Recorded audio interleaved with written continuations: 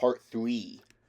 I think most people would think me negligent if I didn't go on to tell you the enormous expense Duke Theseus incurred, working so busily to fix the tournament lists, construction royally done. Truly, an amphitheater, designed for thousands, larger than anything like it. The inner ring, where men would fight, was a mile around, walled in stone, with a ditch outside, and overall, to speak like geometry, its shape was a great round circle, with steps in degrees, running almost 60 yards high, carefully set so men, wherever they chose to stand, would never block the sight of another man. To the east there stood a gate, built of white marble, and to the west another. Men might marvel that in so short a space of time such a place was erected, but only in this duchy were there so many men so zealously skilled in arithmetic and geometry, willing workers in paint on canvas, or carving in stone, for Theseus paid them sumptuous wages, and sought them out, to build this amphitheatre quickly and well. In reverence and devotion he picked the top of the eastern gate for a chapel and altar dedicated to worship of Venus, and for Mars, on top of the western gate, he erected a second, in size the same, but built at a cost that reckoned more than a carriage load of purest gold. Then to the north, in a turret on the wall, built of snow-white alabaster and coral red as blood, he set a third great chapel, wonderfully rich, as any man could tell you, in worship of chaste Diana, goddess of hunts, making sure that it was beautifully done. But there, I've half forgotten to let you see the noble carvings, the bright and gracious paintings, carefully shaped in bodies, as in faces, wherever you looked in each of these 3 buildings. High in Venus's chapel, created right on the wall, and every bit as sad a sight as ever seen, are lovers trying in vain to sleep, their desperate sighs, their tears, their wailing. All the burning strokes of helpless desires the servants of love endure in love's hot fires.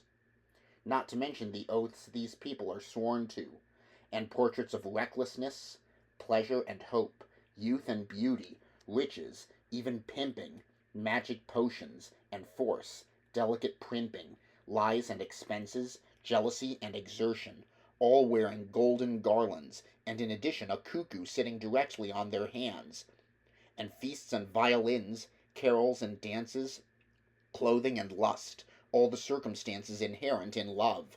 I saw and studied them all, and will study again, painted there on the wall, as well as others I cannot pause to mention. Even great Mount Kithaeron was present. There, where Venus finds herself at home, portrayed with all the alleys lovers roam, the gardens, and most of all their lustiness.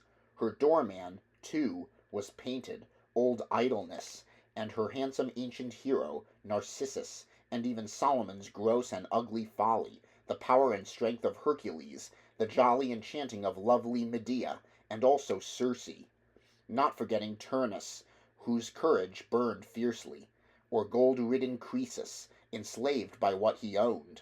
And so, if you look you see how Venus is stone and steel, compared to riches or earthly wisdom, cleverness or beauty, strength or kingdoms conquered. Nothing can equal Venus's power, for she can spin the world, hour by hour, as she likes.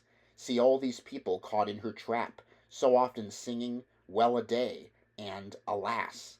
You'll see enough, I think, with even these few examples. Finding more would be easy to do. The glorious statue of Venus herself was naked, showing her taking her bath in the open sea. Green waves, like blankets, covered her body from the navel down, waves as bright as the sun. Her right hand held a zither, and on her hand, lovely to see, was a garland of roses, fresh and sweet to smell. Her doves were fluttering above her hair. Cupid, her son, stood near her, wings sprouting from each of his bare shoulders, and he was blind, right as old pictures show. His arrows were bright and keen. He carried a bow. But why should I stop before I've told you all the paintings also found upon the wall of the temple made for mighty Mars the Red? This wall was fully painted, in length and breadth, just like the inside of that grisly place known as the Temple of Mars in far-off Thrace, that frosty, distant, cold and dismal region where Mars long since had built his lordly mansion.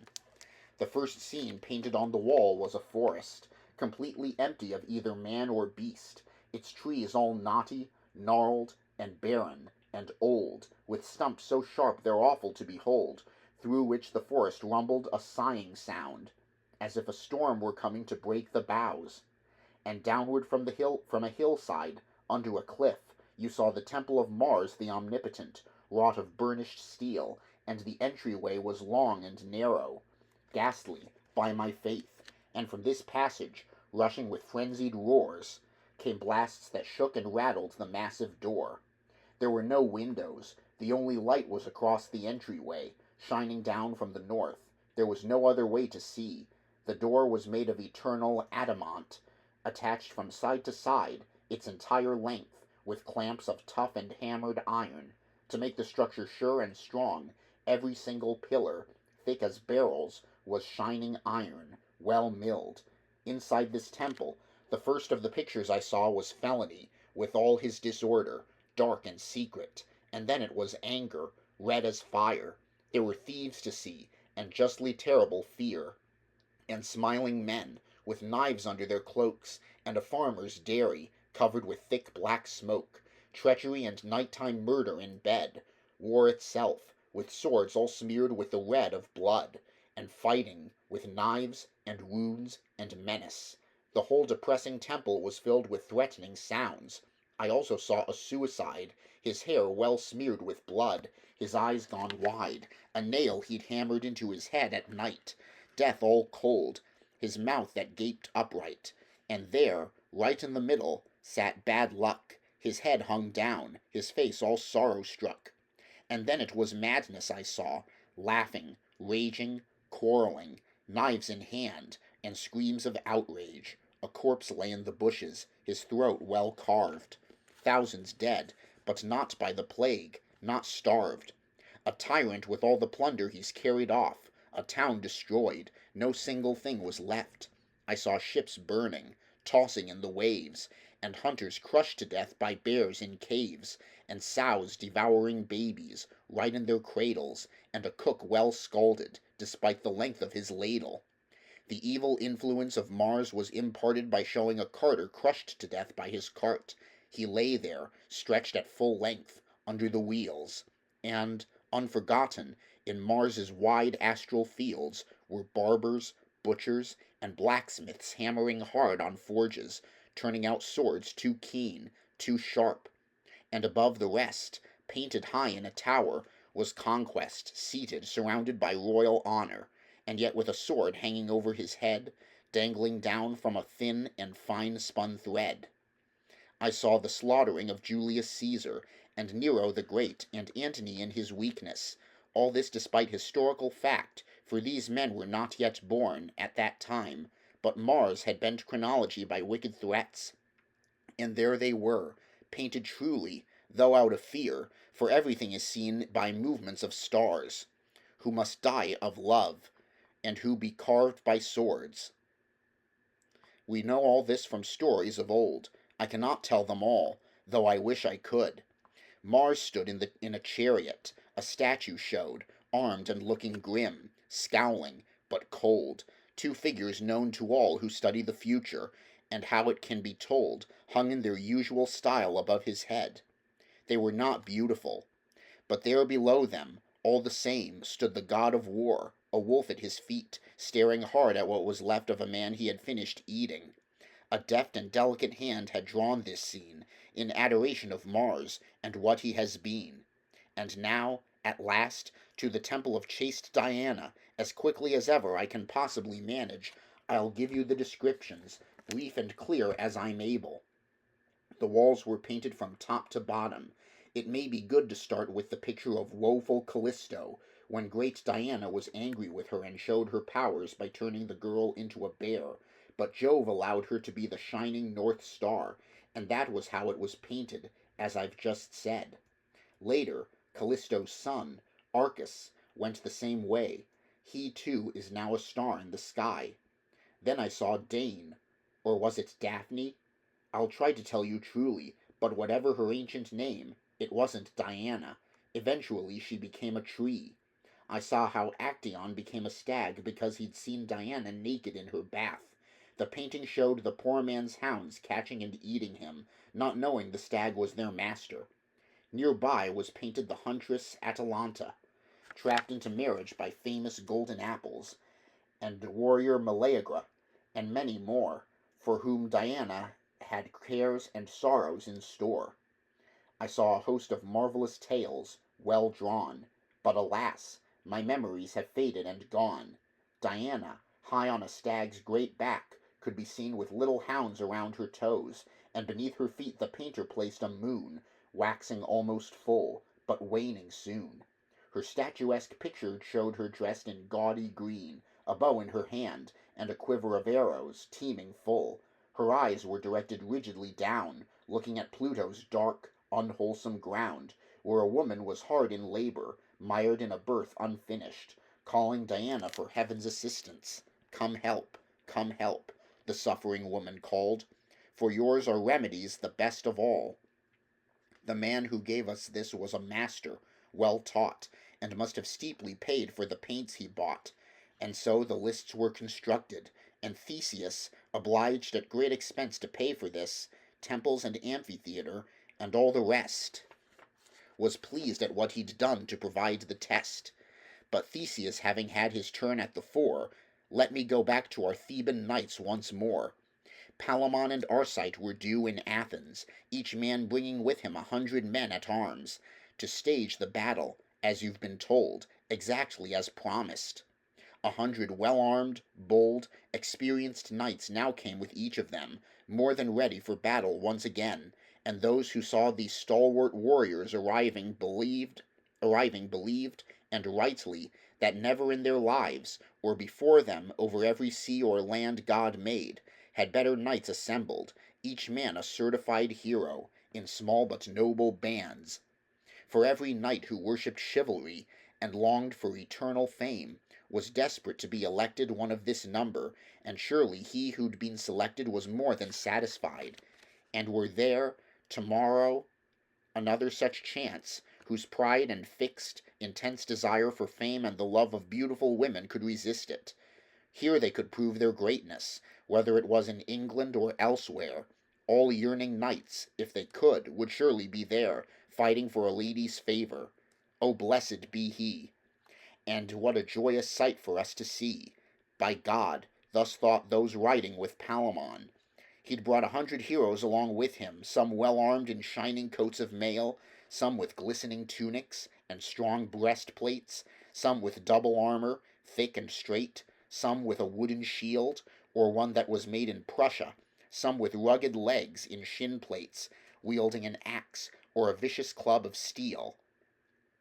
No fashion is new that's never been old on these fields. Knights have always chosen weapons they like the best. They choose what they think is good, then strike. You could have seen, coming with Palamon, Lycurgus himself, king of Thracian men.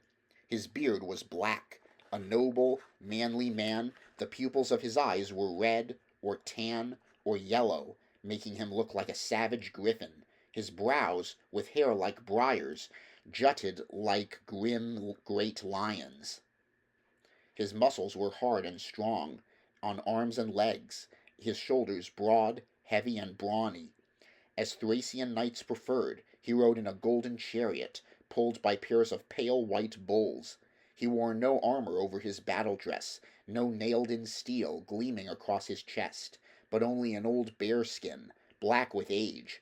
He wore a golden wreath, huge and flaming with bright-cut gems, rubies and diamond stones.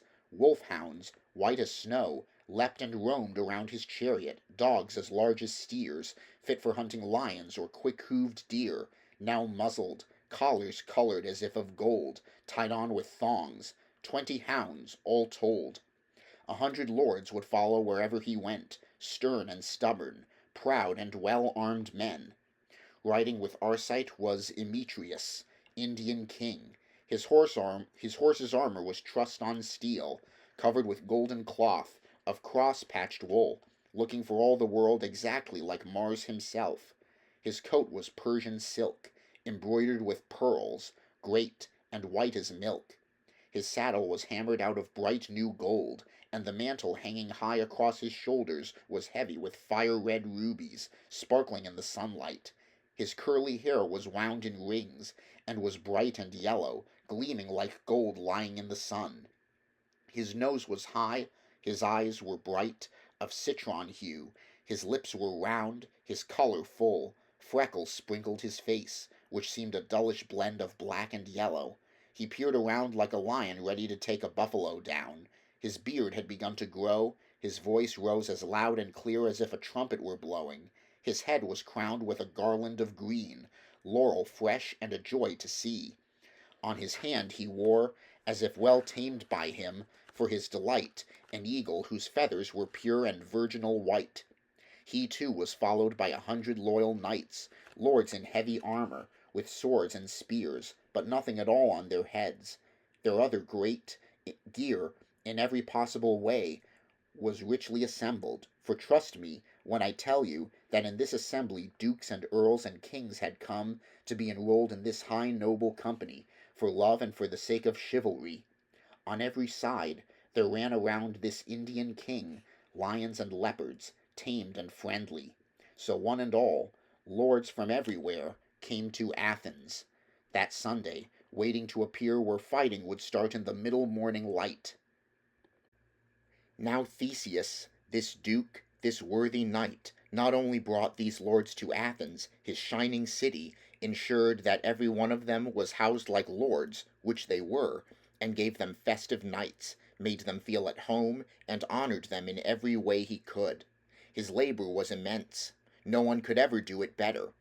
The music and entertainment, the waiting on tables, the costly gifts to lords and men of the stables, the gorgeous displays at Theseus's palace, and who sat first or last upon the dais, what ladies were most lovely or danced the longest, or which of them were best at dance and song, or who was able to speak most fervently of love, or just which hunting hawks were perched way high above them, which hounds were sprawled on the floor below, I will say nothing, and tell no more, for just what happened should, I think, be enough.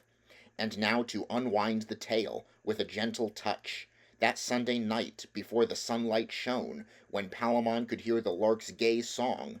Although the day was still 2 hours off, the lark was singing. He rose and climbed the stairs to the shrine of Venus, holy, divine, bearing a heart well sanctified and full of courage, making his earnest, hopeful pilgrimage to a goddess he had always known as kind. At exactly the hour for a proper visit to Venus, he climbed to where her temple stood, and kneeled, neither proud nor arrogant, with feelings of due humility, his heart in pain. He said, "Fairest of fair, O lady mine, great Venus, daughter of Jove, Vulcan's wife, she who brings Mount Kithaeron to life, on account of the love you felt for human Adonis, have pity on my heart, my sorrow, my tears, and let my prayers reach into your heart. Alas, I do not know the words to tell the causes or the torments of my hell. Mine is not a heart to spin out its tale. I kneel here so confused I've nothing to say except, O mercy, O lady bright, who knows my thoughts, and sees the wounds from which I groan. Consider all this, take pity on my sorrow, as I, for now and always, forevermore, am and will be your faithful servant. I know you endlessly make war on chastity, and so I pray you wrap your mantle on me. You to whom I pray, come and help me. Winning this tournament means nothing to me, nor any kind of fame or knightly glory, reputation in worldly stories or songs, but only Emily, for whom I long, who belongs to me. I can die if I have her. Who can tell you how or what you ought to do? It makes no difference whether I or Arcite is victor, so when I lay me down to sleep I have my love in my arms. Mars is the chief of warfare, but, lady, it's ever been my belief that yours, in heaven, is power stronger than his. If you wish it, Emily's my wife. I'll worship you and your temple the rest of my life, and on your altar, lady, I'll sacrifice and light your holy fire in sacred urns, and if you think I do not, here on earth, deserve my lady Emily, O dearest Venus, let Arcite's spear swiftly pierce my heart, and let him have the glorious triumph as well as the lady. That is the end of my cry. I've nothing else to ask or say. O high Venus, my lady dear, give me my love. After Palamon's prayer had been said and done, he performed his sacrifice, and did it at once, most pitifully, observing procedure in full detail, though details here are unnecessary. But, finally, the statue of Venus shook and made a sign, and this the lover took as meaning his prayer had been accepted that day. Despite the sign's nature, showing delay, he left the temple sure he'd been successful, cheered to win support from the mighty goddess. Shortly after Palamon had gone to Venus's temple, the sun shone in the sky, and Emily rose from her bed to pray and sigh to Diana, goddess of the moon and protector of women. Her servants followed behind, bearing incense, hot coals for the fire, white clothing, and everything else essential for the sacrifice, flagons full of mead, as custom required. Oh, they brought it all. Nothing was missing that ought to belong, when calling Diana, huntress of the moon, opponent of men.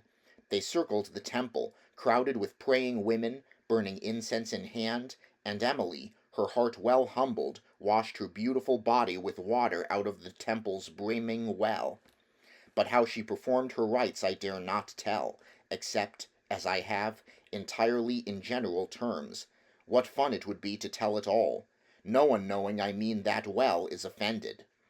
The girl's bright hair was combed, and all untressed she wore upon her head a crown of fresh oak leaves, forever green. She set 2 fires on the altar, doing as the goddess required, as men can find described in ancient books like those of Statius in Thebes. You may go look. And as the flames rose up, her face unhappy, this is what she said, just as it happened. O goddess, chaste of green and fruitful forests, who sees both heaven and earth, including restless ocean, queen of Pluto's deep, dark realm, goddess of virgin girls, my overwhelmed poor heart is known to you, you know what I long for. But let me be immune to your anger, stronger than any lion's, as Actaeon had to learn. Chaste goddess, you of all in heaven have heard me ask that I may stay a virgin forever. O keep me free from love, let me never be married. You know I am a huntress, like you, pursuing game in the forest, or silent woods, where I walk alone, and only wish I could remain so, never married, never a mother. I've never known much of men. Now for those other womanly forms I bear and share with you, Proserpina and Luna, help me, do as only you can. This Palamon, so madly in love with me, and Arcite, who wants me so badly, facts which I mention but mean no more than that. Let there be love and peace between those two, and turn their hearts away from me. Do not let them fan the flames of hot desire. Let them love elsewhere, or else extinguish their fires. End their torments, dear goddess, and also mine. But if it be my destiny to be taken by either of them, O goddess, let me make my life at the side of whichever victorious knight truly wants me the most. I admit my fright. See, O goddess of chastity, pure and clean, see the bitter tears I endure. And you, the guardian of unmarried women, I pray you preserve my virgin state, in which men have no part. I will serve at your altar as long as I can. While she spoke, the fires continued clear, unchanging. But as she finished her tearful prayer, she saw a strange and unfamiliar sight, for one of the fires went out, and then burned bright again, and immediately the other flickered and whoosh, was suddenly dead and gone. But quickly, as it died, the fire whistled, as wet wood will, at times, and just as swiftly, out the end of the glowing but now extinguished branch, were sent what seemed to be drops of blood, which kept on flowing. Emily was so deeply shocked, not knowing what these signs were supposed to signify, she thought she might go mad, and began to cry. She wept so pitifully that simply hearing those tears, you would cry, but all it was fear. Immediately the image of Diana appeared, bow in hand, a huntress as all might witness, and said, Daughter, end this heaviness. Here among the gods we have affirmed, written by eternal word and confirmed, that you must marry one of these 2 men who've suffered so long for your love in endless torment, but which of them I'm not permitted to tell. I cannot stay here longer. Daughter, farewell. The fires you've seen burning on my altar already should have told you, before you depart from here, the true and final course of your loves. And after those words the arrows she carried, in proof of who and what she was, clattered and clanged, and Diana was gone. Emily felt no anger, astonished by the goddess so quickly vanished. "What does this mean?" she said. "Oh, and alas, I put myself, Diana, in your protection and in your hands. I promise no objection, whatever your choice may be." She went on her way. This is what happened. There's nothing more to say.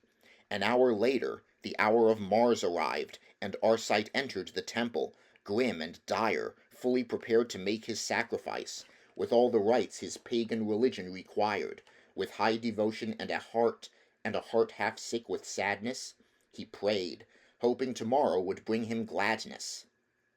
O powerful God, honored in icy Thrace, and lord of all that realm, who has his place in every land and kingdom where swords and spears are known, holding your armies at your fierce command, giving victories as you choose, accept my sacrifice, the honor my duty offers. Young as I am, if I deserve your help, and I am worthy enough to serve your Godhead and be a man of your very own, I pray you, mighty Mars, only look down and see what pain, what sorrow I have known. For you, when younger, were burned by this same fire, and relished its flames, enjoying the heat of desire, with Venus, beautiful, noble, fresh, and young, whom you could hold in your arms whenever you longed to, though once upon a time you were caught in a snare, Vulcan coming home and finding you there, lying with his lovely wife, alas! And for that sorrow deep in your heart as it is deep in mine, have pity on my woe. I'm young, untried at war, as you well know, but love, it seems to my heart, has injured me more than any other living creature. Since she for whom I constantly burn pays no attention to whether I sink or float on the waves, and oh, I understand she'll make no promise until I win her in this tournament's lists. A combat, I also know, I'll never win without your help. No matter my strength, I cannot win alone.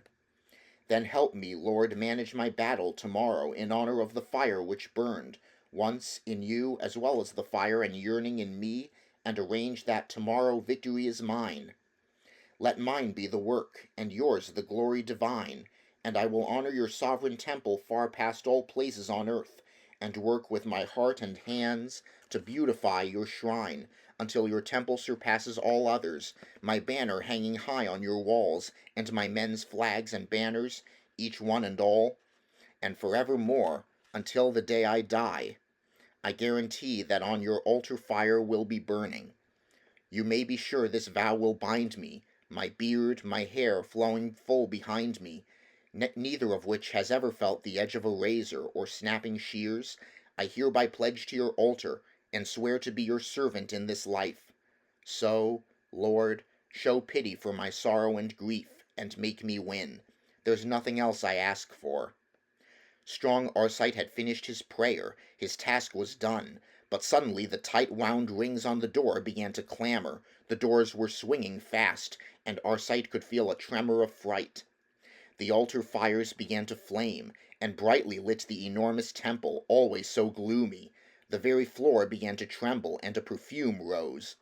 So Arcite sprinkled a bit more incense onto the leaping flames, and quickly commenced a number of other pagan rites, and prevailed on the statue of Mars to shake his coat of mail, and at that sound Arcite heard gentle rumours, low and dim, and a voice which uttered one word, victory.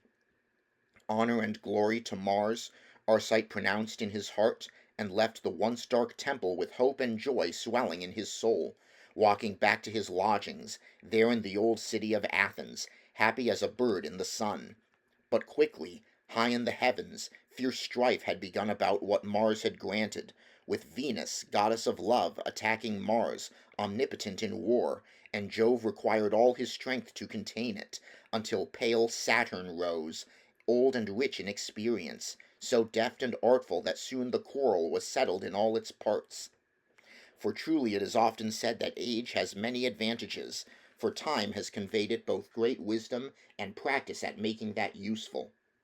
Young men run faster than old, But though not youthful, the old are quicker of mind. Saturn is hardly a mediator born. Indeed, his heart lies elsewhere. But he meant to stop this quarrel. My dear and beautiful Venus, Saturn explained, because my orbit stretches so far in space, it sweeps up power more than any man knows. Pale drowning is mine, when men must sink in the ocean. Living interment is mine, locked from notice. Strangling is mine, when men are hung by the throat. Grumbling before the dullish peasants revolt, and loud complaints followed by poison in soup. I am in charge of vengeance, and beatings, in truth, when I go swinging into Leo, sign of the lion. Old halls that topple down are mine, and towers, and also walls that roll, inclining, onto the heads of carpenters or miners. I killed strong Samson, fiercely shaking the pillar, and sneaking diseases, even malignant killers, are mine, like treason's darkness, age-old plots. One glance of mine, and plagues spring out of plots of ground. So weep no more, Venus. I'll take good care of Palamon. He'll have his lady exactly as you said he would. Mars must be allowed to help his knight, but quarrels between you two must somehow be at end. Although you cannot be the best of friends, you two who've always fractured heaven's peace. I, your father's father, will do as you will, so weep no more. I'll do what you said you will. Now let me leave the gods, so high above us, Mars and beautiful Venus, goddess of love. And what I'll tell you, as plain as anyone can, is the great result for which this tale began.